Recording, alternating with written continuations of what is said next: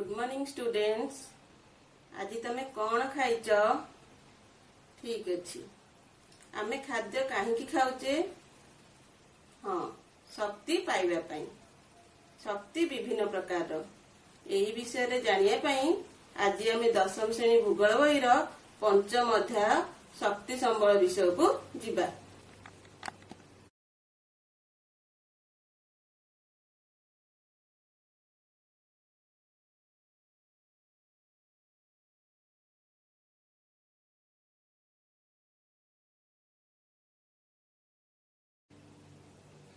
प्रथमतः शक्ति कहिले आमे कौन बुझिबा बा शक्ति काहाकू कुहा जाय।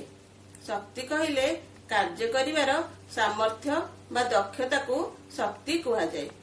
शक्ति केउ केउ कार्य पई आवश्यक होइथाय?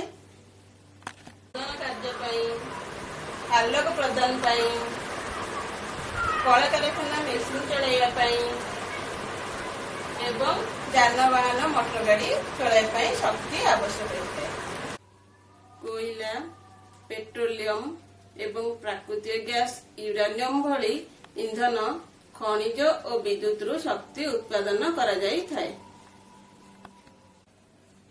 शक्ति संबल को दुई भागे विभक्त करा जाइछि, पारंपरिक शक्ति संबल, अणपारंपरिक शक्ति संबल। प्रथमे जानिबा पारंपरिक शक्ति कौन। पारंपरिक शक्ति कहिले जेउ शक्ति बहु कालरू कार्य रे लागि आसुची ताहाकू पारंपरिक शक्ति कुहा जाय। एही पारंपरिक शक्ति संबलर उत्स गुड़िक हैला जाळेनी काठ, कोयला, गोबर घसी, पेट्रोलियम, प्राकृतिक गैस एवं विद्युत शक्ति, उभय जल विद्युत एवं तापज विद्युत शक्ति। पारंपरिक शक्ति संबल दिन ना दिन सरी जीवो। यापर जानिबा अणपारंपरिक शक्ति कौन। अणपारंपरिक शक्ति कहले अल्प केते वर्ष होला व्यवहार हेई आसुतबा शक्ति गुडी को अणपारंपरिक शक्ति कुहा जाय। एही अणपारंपरिक शक्ति संबलर उत्स गुडीक हैला सूर्य किरण,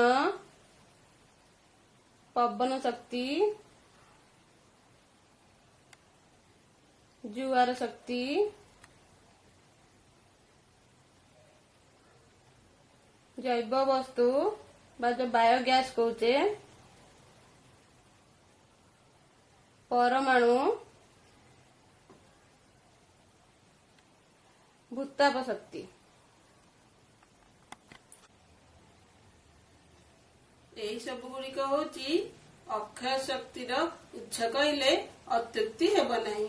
यह पृथ्वी संपूर्ण ध्वंस हब नाही बा लोप पाइब नाही। यह होची असरंती संबल। जाळेनी काठ एवं घसीर व्यवहार साधारणतः ग्रामांचल रे अधिक। गोटिए आकलन रु जना पड़े जे ग्रामांचल शक्ति चाहिदार 70% केवल एई दुईटी उत्स द्वारा पूरण होइथाय। मात्र जंगलर द्रुत क्षय जोगु आशंका करा जाउछि जे एपरी अवस्था आ बेसी दिन चली परिबो नाही। अधिकांश गोबर घसीर व्यवहार को नापसंद करुछंती, कारण एहा द्वारा कृषि क्षेत्र एक मूल्यवान जैविक सार पाइबारु वंचित हेउछि।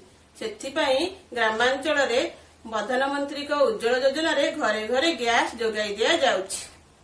परवर्ती क्लास रे पारंपरिक शक्ति संबलर समस्त उत्स एवं अणपारंपरिक शक्ति संबलर समस्त उत्स गुड़िक आलोचना करिबा।